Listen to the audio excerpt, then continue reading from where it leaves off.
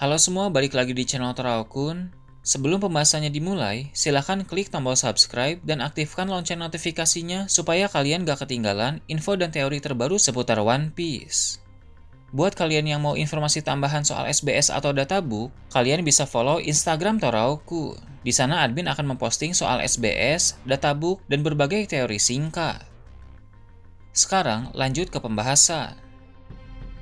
Melanjutkan pembahasan admin Toraokun sebelumnya, kali ini kita akan menyoroti keadaan dunia matahari Elbaf yang masih mencekam akibat ulah dari pemerintah dunia yang mengakibatkan kekacauan besar di tempat tersebut. Dari sekian banyak hal buruk yang terjadi, ada dua hal yang paling mengkhawatirkan. Saat ini, sekolah walrus dan perpustakaan burung hantu berada dalam bahaya besar. Seperti yang kita tahu dari beberapa chapter yang lalu, dua tempat penting itu sedang terbakar. Memang baru sebagian saja yang terdampak kobaran api, tapi lama-kelamaan tentu kebakaran akan semakin parah seiring berjalannya waktu. Sebenarnya Jinbei bisa saja mengendalikan air lagi untuk memadamkan api itu, namun keadaan Jinbei sekarang tidak memungkinkannya untuk melakukan hal tersebut sebab dia sedang terikat bersama dengan sebagian kru bajak laut topi jerami yang lain. Robin yang menyaksikan hal tersebut pun mulai menangis karena dia tidak mau buku-buku di perpustakaan burung hantu musnah begitu saja, sebab sebagian besar dari buku-buku di sana adalah literatur penting peninggalan Ohara, dan untuk sebagian buku lainnya pun terbilang sangat berharga karena menyimpan berbagai informasi penting seperti halnya kitab Hale. Maka keberadaan perpustakaan burung hantu tidak hanya penting bagi Elbaf saja, tapi juga bagi seluruh dunia. Brook akan mencoba menenangkan Robin dengan berkata bahwa kebenaran sejarah pasti akan terus bertahan bagaimanapun caranya. Jadi mereka masih yakin bahwa akan ada sesuatu yang membuat perpustakaan burung hantu selamat. Bagian dalam perpustakaan itu pun disorot. Di sana ada burung hantu raksasa bernama Biblo yang menjabat sebagai kepala perpustakaan. Seperti yang sudah admin Toraokun bahas, dia memiliki kemampuan untuk membuat objek berubah ukuran menjadi besar. Belum diketahui apakah Biblo ini akan berperan penting dalam menyelamatkan perpustakaan burung hantu atau tidak. Untuk sekarang, rak-rak buku masih aman, tapi tentu api berpotensi segera menyebar ke area sana. Kita pun akan diperlihatkan beberapa buku penting yang ada di tempat tersebut. Pertama, ada kitab Hale yang berisi catatan sejarah mengenai dunia pertama dan dunia kedua, serta ramalan soal apa yang akan terjadi pada dunia ketiga. Kemudian ditampilkan juga buku-buku berharga lain seperti buku tentang para dewa, buku tentang pohon Adam, dan juga beberapa buku misterius. Salah satu di antara buku-buku misterius itu memiliki sampul bergambar lingkaran sihir, mirip seperti kekuatan milik Im Sama. Jadi buku tersebut sepertinya membahas tentang kekuatan kuno yang Im Sama miliki. Sementara itu dari luar perpustakaan, beberapa prajurit raksasa mulai mengambil air semampu mereka untuk menyiram perpustakaan burung hantu dan juga sekolah walrus. Tapi aksi ini selalu diganggu oleh monster mimpi buruk dan pasukan raksasa iblis. Im Sama, Killingham, dan Somers memang hanya memantau keadaan saja, tapi para monster dan raksasa iblis itu sudah cukup merepotkan para raksasa yang mencoba memadamkan api. Beralih ke Pulau Hachinosu, seperti pembahasan-pembahasan admin Toraokun sebelumnya, pertempuran di sana masih berlangsung sengit. Di tempat itu, ada tiga pihak yang sedang bertempur, yang terdiri dari bajak laut Akagami, bajak laut Kurohige, dan juga Angkatan Laut. Berhubung pertempuran sudah berjalan cukup lama, maka telah ada banyak bawahan dari masing-masing pihak yang bertumbangan dan kelelahan. Kru Sangs yang bernama Rockstar pun membantu beberapa anak buah dalam bajak laut Akagami yang membutuhkan pertolongan. Berbeda dengan para senior yang sedang menghadapi para musuh kuat mereka masing-masing, Rockstar ini tidak memiliki lawan duel yang kuat, sehingga dia cukup bebas untuk membantu para bawahan yang ada di sana. Rockstar berkata bahwa selama dia bergabung ke dalam bajak laut Akagami, ini adalah pertempuran terberat yang mereka hadapi.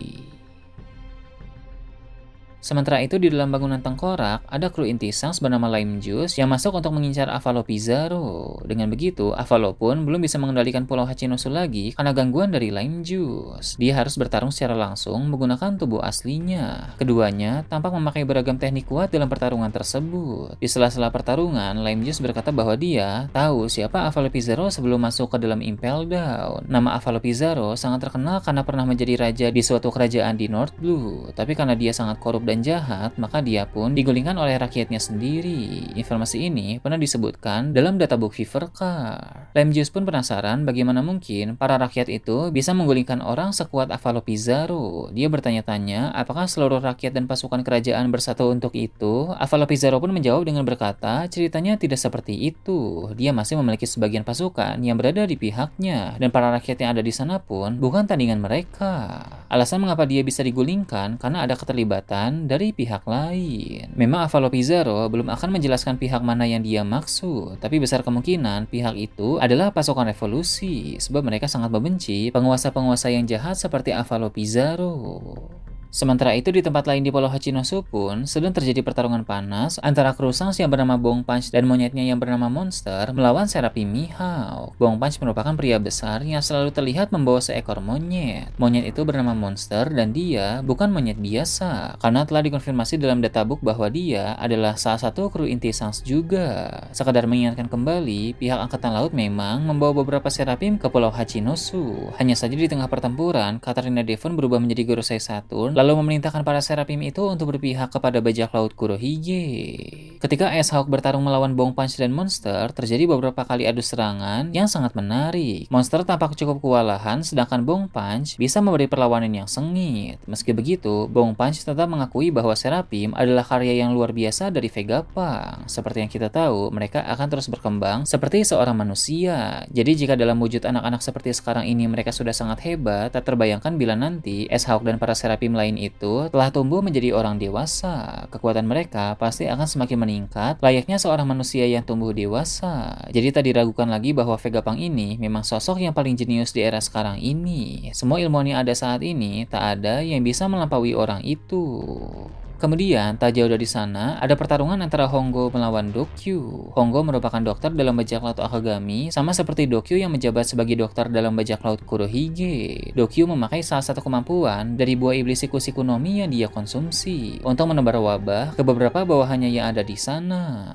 Setelah terkena wabah itu, para bawahan tersebut pun menjadi lebih kuat dan juga brutal, tapi tetap patuh kepada perintah Dokyu. Dia menyuruh mereka semua untuk menyerang Hongo bersama-sama. Hongo pun langsung bersiap untuk melawan orang-orang tersebut. Dia memakai suatu teknik dengan Bushisaku Haki kuat yang dipadukan dengan senjatanya, sehingga tercipta suatu serangan dengan dampak yang cukup besar untuk menghempaskan semua bawahan dari Dokyu itu. Namun setelah itu, Dokyu mengambil kesempatan untuk melancarkan serangan langsung kepada Hongo. Hongo sempat menangkis, tapi tetap saja dia terpental. Hongo pun segera bangkit kembali dan bersiap untuk membalas serangan.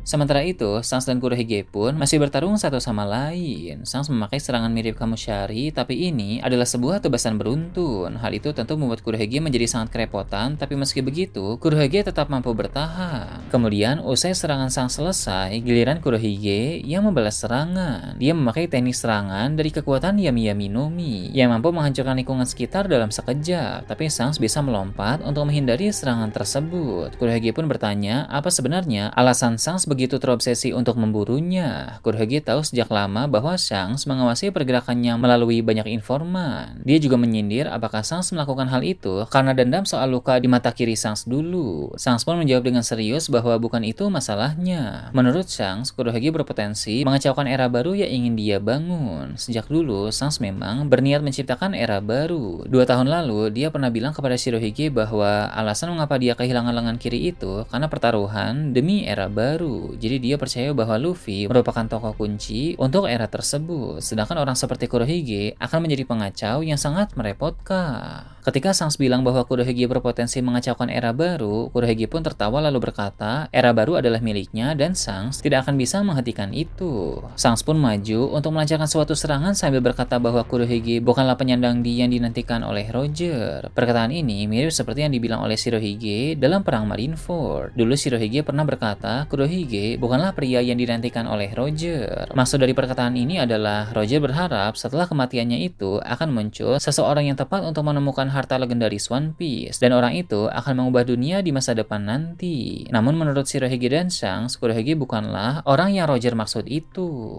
Kurohige pun tertawa lagi dan berkata, dia memang tidak berminat untuk menjadi penerus Roger. Yang dia inginkan adalah menjadi penerus dari Rocks di Sebe. Mendapatkan One Piece dan menjadi Raja Bajak Laut hanyalah langkah awal saja. Setelah itu Kurohige baru akan melangkah ke tujuan selanjutnya, yaitu menjadi Raja Dunia.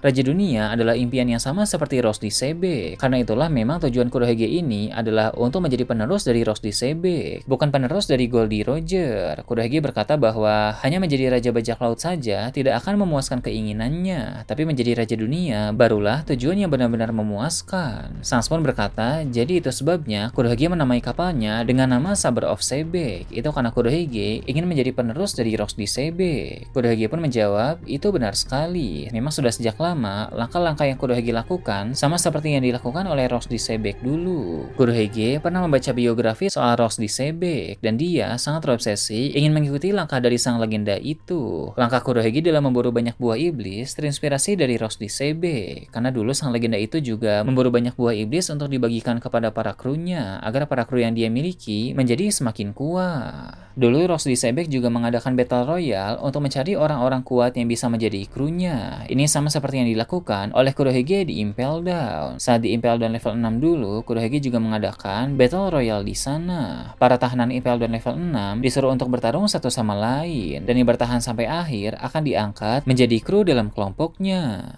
Pemilihan markas Pulau Hachinosu juga bahkan adalah salah satu hal yang dilakukan oleh Rose di Sebek dulu, karena dulu juga bajak laut Rocks terbentuk di Pulau Hachinosu juga. Semua hal yang Kurohige lakukan sampai saat ini benar-benar mengikuti jejak Rocks di Sebek. Kurohige juga di sini mengatakan hal yang sangat mengejutkan, bahwa buah iblis Yami Yami no Mi yang dia konsumsi ini juga dulunya adalah milik Rose di Sebek. Itulah alasan kenapa dari awal Kurohige memang sudah mengincar buah iblis itu, dan itulah alasannya juga dulu Rose di Sebek bisa menaklukkan orang-orang kuat seperti Shirohige, Kaido, Big Mom, dan lain-lain, karena memang para pengguna buah iblis itu kekuatannya bisa dinetralkan dengan Yami Yami no Mi. Sans pun menanggapi dengan bilang, Garp dan Roger bisa menang melawan Rose di Sebek karena kedua orang itu bukanlah pengguna buah iblis. Dengan kata lain, Sans yang bukan pengguna kekuatan buah iblis memiliki kesempatan besar untuk bisa menang melawan Kurohige, karena Yami Yami no Mi tidak akan berpengaruh pada dirinya. Kurohige pun berkata coba saja, lalu dia bilang bahwa kali ini dia akan menggunakan teknik yang sama seperti Rose di Sebek dulu. Cukup penasaran juga teknik apa yang akan Kurohige gunakan yang menurutnya sama seperti teknik Rose di Sebek dulu.